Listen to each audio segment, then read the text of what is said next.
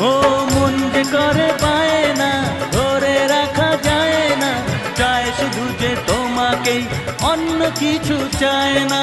জানাই তোমাকে তা দুটি চোখের ভাষা,